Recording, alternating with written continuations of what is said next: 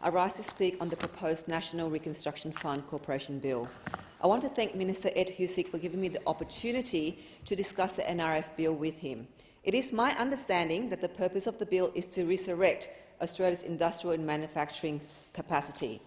I'd like to believe that the bill will set the foundation for a start of a new tomorrow for local manufacturing, even if it's small, such as the small packaging manufacturing company like that of Paco, set up by Nina Nguyen, a former constituent of mine who have migrated to the Sunshine State to start this business so that local businesses can order packaging boxes in small quantities rather than having to order in bulk and to wait for shipping containers. She's also creating employment opportunities in Geelong in Queensland. If we had the manufacturing hub in southwest Sydney and in Fowler and the government support that this bill is proposing, I'm confident that Paco would have been growing in southwest Sydney instead. I believe in local manufacturing and that principle, and on that principle I support the bill. But I also understand the challenges that many big manufacturing companies have in setting up in Australia due to the costs involved and the fact that Australia, although big in landmass, is small in population compared to other developing nations. Nevertheless, I believe the government can step in to provide support for small local manufacturing companies like Paco's to thrive and be competitive, at least locally. If the government is genuinely committed to supporting the growth of an industrial and manufacturing sector in technology and medical research, then I call on the Minister to really explore the possibility of creating such a hub for New South Wales in my electorate of Fowler. My electorate proudly boasts one of the largest manufacturing family-run businesses based in Villawood that's leading the way in the production of essential medical supplies. I visited Multigate facility soon after my election in May last year to see the work that this company was doing, manufacturing critical medical supplies that service nearly every hospital in Australia. Their products include PPE, IV tubes and medical and surgical procedure packs that are vital to the day-to-day running of medical practices and hospitals. Peter and Sam Chai Sumdet founded Multigate with Ben Chen, and during the COVID pandemic, they prioritised our local Australian hospitals over other profit channels to benefit Australians and Australian frontline workers. 2 years on from the pandemic, and Multigate continues to heavily invest in R&D to provide innovative excellence. The Cadence suction irrigator, which assists surgeons in keyhole surgeries, is a product that has won awards for its design and innovation. And can I say, as someone of refugee background, to know that Multigate, also from refugee background, is contributing back massively to the Australian society just shows that we, as refugees, as a refugee community, play a huge role in our new home country once we've overcome the challenges of resettlement. Multigate is just one established company in southwest Sydney who could benefit from the NRF bill funding, and I'm looking forward to seeing the investment mandate and how it will benefit these sort of companies. Although I would rethink my position if the unions were to start making IR stipulations within the bill. I just want to emphasise to the government to consider the challenges faced by many small businesses in the current economic climate. I would hope that the bill protects small and medium enterprises so that they don't require union involvement to apply for funding, because it would mean that many businesses in my electorate of Fowler would be at a serious disadvantage. Most businesses in my electorate do not have the capacity for enterprise bargaining obligations, and in the end it would mean that we as Australians would lose the opportunity to grow our local manufacturing industry. Companies like Multigate are a success story, but I also hope that the bill doesn't just provide for established businesses. It's important to acknowledge that innovation also comes from young startup entrepreneurs who just need the right backing at the right time. Business success isn't always about the idea itself, but who is willing to believe in the vision. Even if you have the most innovative of ideas, you still need the financial support. I would hope that the NRF provides equal opportunity for companies of all sizes and from across the community and country. And I will be championing for those entrepreneurs and innovations in my division. It's disappointing, though, that the fund has not legislated for money to be put aside specifically for small and medium-sized enterprises. I want reassurances that this isn't going to help the big end of town, and it will go to the truly worthy startups and manufacturers. One company that would benefit from this Australian startup is Opus, who recently reached out to my office with their aspirations to set up in my electorate. With their patented smart ring technology, diabetics will no longer need to prick their finger to monitor their glucose levels, which is a painful process, as we all know. Nearly 1.2 million people across Australia have either type 1 or type 2 diabetes, with southwestern Sydney having the highest rate of diabetes across the country. A technology like this could change thousands of lives and improve the general well-being of many diabetic patients. Opus founders, directors and staff also reflect that rich multiculturalism here in southwestern Sydney. This cultural diversity allows us to draw on the experience of international communities for collaboration. Like both the United States and Israel, who led the world in technology research and development, because of the wealth of diversity represented in their R&D sectors, we can look to their example to become truly globally competitive. Manufacturing is one of the biggest employment sectors in Fowler, spanning from food processing, medical supplies, building materials, woodwork and recycling.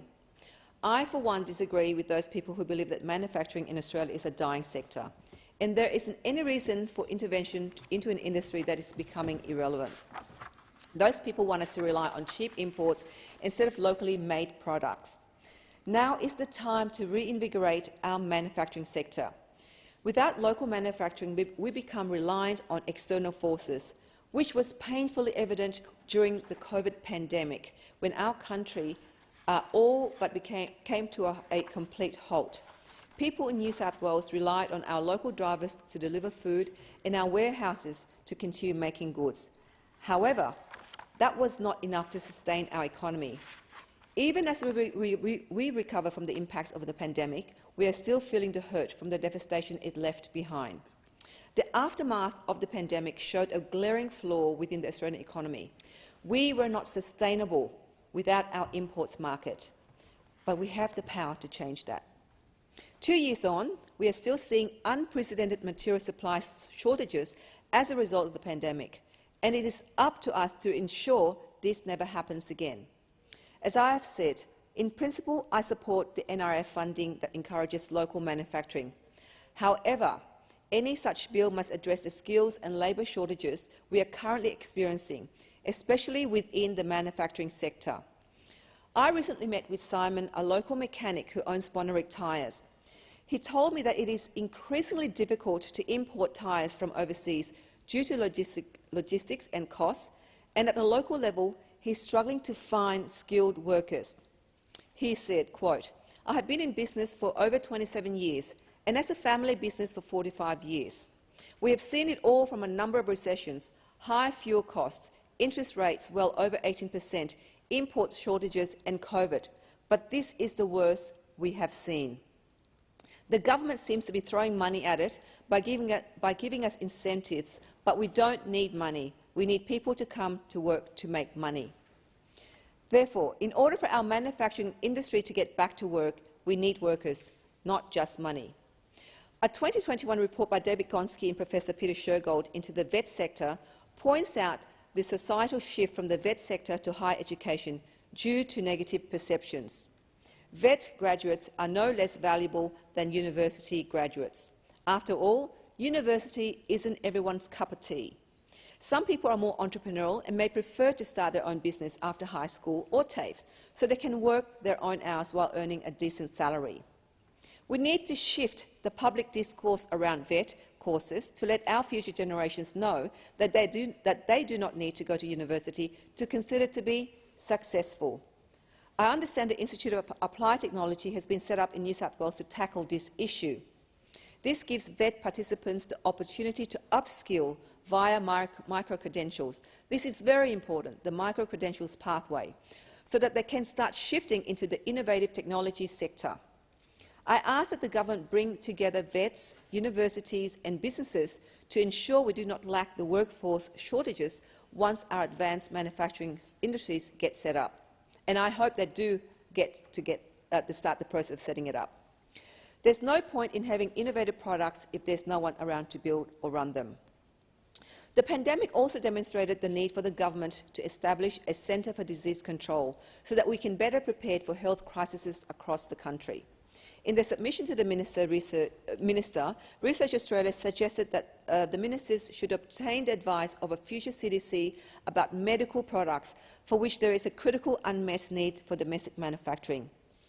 I do not want to see my community go through what we did in 2021 ever again, and I call on the government to implement the Centre of Disease Control as a matter of urgency, utilising the NRF bill funding. I think we can all agree that the health of the nation should be our #1 priority. As for quote-unquote return on investment, I agree with Research Australia, who said it shouldn't be considered in this particular instance. After all, the return on investment for medical research is first and foremost the health and well-being of our citizens, and secondly, softening the financial impact on our economy should another health crisis happen again. I understand another priority area the government is exploring is the clean energy and renewable sector. I commend ministers who seek plans to boost the research and development and encourage local developments of such technology. As we are to move towards a more renewable future, we must find the means to manufacture it here in Australia. There is no reason why we shouldn't be manufacturing electrified cars, buses and other modes of transport right here in Australia to reduce the manufacturing and supply chain costs and environmental costs, which would ultimately benefit Middle Australia. And I'm sure many of you in this House know that lithium plays a critical role in the clean energy sector. Australia is one of the world's biggest lithium exporters, exporting about 60% of its reserves.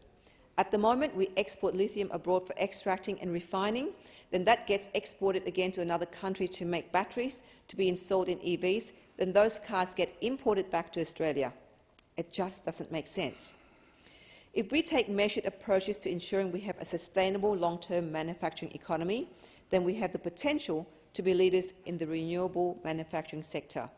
I can see the potential of the NRF bill to boost the local economy in Fowler and the whole country. Although, to truly benefit all of us, we must think outside the box, support new ideas, embrace innovation and be willing to take risk. After all, the same industries overseas have shown its diversity of backgrounds that leads to the best outcomes.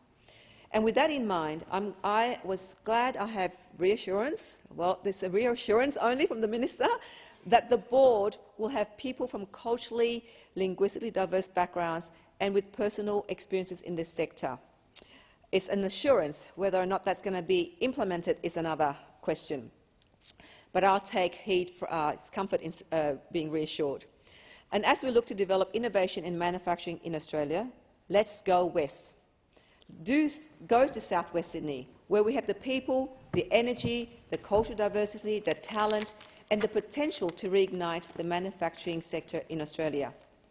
Our ability to innovate and to develop infrastructure will enable us to be first-class manufacturers locally, even if it's small, and nationally if we can grow big and across the globe.